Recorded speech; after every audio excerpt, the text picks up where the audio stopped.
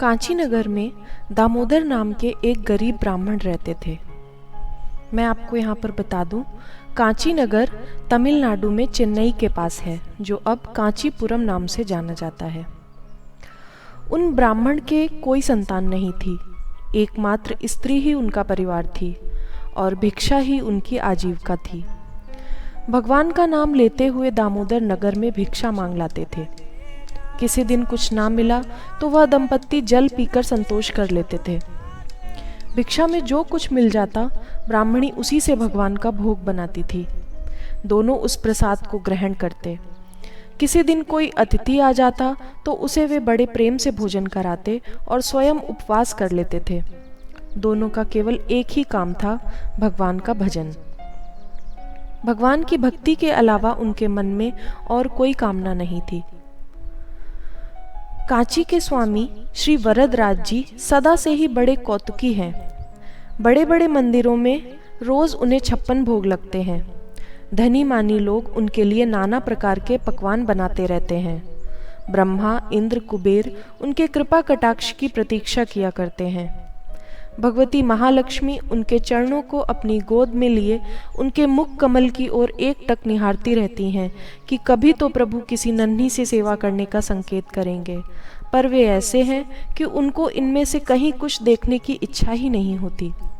उन्हें भूख लगती है तो किसी कंगाल के चिवरे चबाने के लिए, किसी प्रेम में डूबी भक्त के यहाँ केले के छिलके खाने के लिए, या ऐसे ही किसी दरिद्र का कोई उपहार पाने के लिए। उन दीन बंधु की रुचि है ही निराली। आज उन्हें दामोदर का आतिथ्य पाने की भूख लग गई। बूढ़े सन्यासी बनकर उसकी टूटी झोपड़ी के द्वार पर भगवान पहुंच गए। बेचारे दामोदर को आज भिक्षा में एक मुट्ठी चावल भी नहीं मिला था। खाली हाथ लौटकर वे मनी मन भगवान से प्रार्थना कर रहे थे कि आज कोई अतिथि ना आ जाए। जहां बाग का भय था वहीं शाम हो गई। जिस अतिथि से डर रहे थे वही द्वार पर आ गया। ऐसा अतिथि कि उससे बुढ़ापे के कारण खड़ा होना कठिन, भूख तथा थकावट के कारण बोला तक कठिनता से जा रहा था। दामोदर ने द्वार पर आकर हाथ जोड़कर प्रणाम किया। तेजस्वी वृद्ध सन्यासी ने कहा, तुम्हारी बड़ी कीर्ति सुनकर आया हूँ। मैं हर किसी के यहाँ भोजन नहीं करता। मैं श्रद्धालु भक्तों का अन्न तो मांग कर ही खाता हूँ, पर जिनकी अतिथि सत्कार में श्रद्धा नहीं, वे गले पड़े तब भी उनके अन्न की ओर देखता भी नहीं। पुराना शरीर है, चला फिरा नहीं जाता। तुम्हारे अन्न की लोभ से आया हूँ। मुझे एक मुट्ठी अन्न मिलेगा या नहीं? अब दामोदर क्या कहें। उन्होंने सन्यासी जी को घर में आकर एक कुशा के आसन पर बैठाल दिया। शीतल जल से उनके चरण धोए, पत्नी से जाकर सब हाल कह सुनाया। बेचारी ब्राह्मणी भी अब क्या करती। घर में ना तो कोई बर्तन है, ना ही वस्त्र की उसे बेचा जा सके। फटा चिथड़ा और मिट्टी की हांडी ही घर की संपत्ति है। परंतु क्या आज अतिथि घर से भूखा जाएगा? पति पत्नी दोनों के नेत्रों से टप टप आंसू गिरने लगे। अचानक ब्राह्मणी को एक उपाय सूझा। उसने पति से कहा, आप तुरंत नाई के घर जाइए और एक कैंची ले आइए और मेरे बालों को काट लीजिए। हम दोनों मिलकर उससे एक डोरी बट लेंगे। उसे बेचने पर अतिथि की सेवा हो जाएगी। दामोदर कैंची मांग लाए। ब्राह्मणी के केशों को चारों ओर थोड़े थोड़े छोड़कर शेष काट लिया। उन्होंने उनसे डोरी बटी। सौभाग्य से उस दिन एक ग्राहक ने उसे ले लिया। उसके पैसों से अतिथि के लिए दाल, चावल, घी आदि आया। ब्राह्मणी ने रसोई बनाई। वृद्ध सन्यासी भोजन करने के लिए बैठे। केले के पत्ते पर वे यज्ञ भोक्ता भगवान भोजन करने लगे। दामोदर उन्हें हवा करने लगे। ब्राह्मणी ने आग्रह करके बार बार परोसा। वे अतिथि देवता तो जो कुछ बना था सब भोजन कर गए, कुछ भी बचा नहीं। भोजन करके वे बोले, मैं तुम लोगों की सेवा से बहुत संतुष्ट हुआ। वृद्ध शरीर है, रात को चला नहीं जाएगा, रात को यहीं रहूंगा। शाम को मेरे लिए अधिक खटपट करने की जरूरत नहीं, एक हंडिया चावल से ही काम चल जाएगा। दामोदर को अतिथि के लिए शाम के भोजन की व्यवस्था करने की अधिक चिंता नहीं करनी पड़ी। ब्राह्मणी ने अपने सिर के बचे हुए केश भी कटवा दिए और एक चिथड़ा सिर पे लपेट लिया।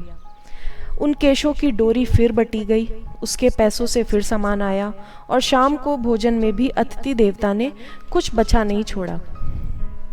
दामोदर और उनकी स्त्री को बड़ी प्रसन्नता हुई। केवल जब दामोदर अपनी स्त्री के चिथड़ा लपेटे सिर की ओर देखते तब उन्हें बहुत दुख होता था। घास के पत्तों के आसन पर वे अखिल ब्रह्मांड नायक भगवान शेषशायी मजे से सो गए। दामोदर उनके धीरे धीरे पैर दबाने लगे। जब अतिथि सो गए तब ब्राह्मणी ने पति से कहा, साधु महाराज बहुत बूढ़े हैं, इन दुर्बल शरीर से कल भी इनसे कैसे चला जाएगा। आप कल सवेरे ही नगर में भिक्षा के लिए जाइए, जो कुछ मिल जाएगा उससे हम लोग कल भी इनकी सेवा करेंगे। हम दोनों तो जल पीकर भी कई दिन मजे से रह सकते हैं। जैसी ब्राह्मणी वैसा ही ब्राह्मण। दोनों ने सलाह पक्की कर ली। वे अनंतशाही भगवान पड़े पड़े ब्राह्मण दंपत्ति की बातें सुन रहे थे। उनके कमल नेत्रों के कोने से करुणा की धारा बह चली। उनकी इच्छा से ब्राह्मण दंपत्ति सो गए।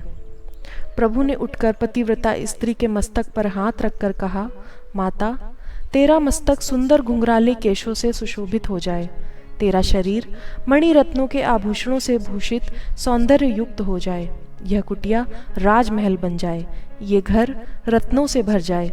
तुम दोनों सुखपूर्वक जीवन बिताकर अंत में मेरे वैकुंठ धाम आना, मैं सदा तुम्हारे साथ रहूंगा। सत्य संकल्प प्रभु के संकल्प मूर्तिमान होते गए। भगवान वरदान देकर अंतर्ध्यान हो गए। सुबह जब ब्राह्मणी जगी तब अपना दिव्य रूप, अपने पति का कामदेव के समान रूप, चारों ओर धन और वैभव की बहुलता और कुटिया के स्थान पर राजभवन देखकर बड़ा आश्चर्य हुआ। उसने हड़बड़ाकर दामोदर को जगाया। उसने पति से कहा, शीघ्र उन साधु महाराज का पता लगाइए, वे कोई साधारण साधु नहीं थे। दामोदर बोले, साध्वी, वे वृद्ध अतिथि क्या कोई मनुष्य थे कि उनका पता लगाया जाए। उन सनातन पुरुष को मैं कहाँ ढूंढने जाऊं, वे तो सब जगह हैं, पर दर्शन देना चाहे तभी उन्हें देखा जा सकता है। भगवान ने कृपा करके वृद्ध अतिथि के रूप में दर्शन दिए, किंतु उन्हें हम सामान्य मनुष्य ही समझते रह गए।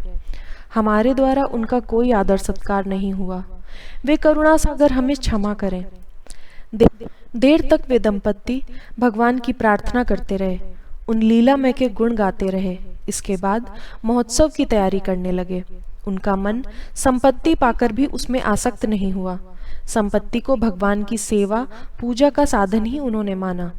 भगवान की, भक्तों की, गायों की, ब्राह्मणों की और दीन दुखियों की सेवा में वे जीवन पर्यंत लगे रहे। भगवान को हमेशा से ही भक्तों का समर्पण, सरलता और त्याग ही रास आता है। आपके सहयोग और प्यार के लिए मैं हृदय से आपकी आभारी हूँ। Thank you very much. Hare Krishna.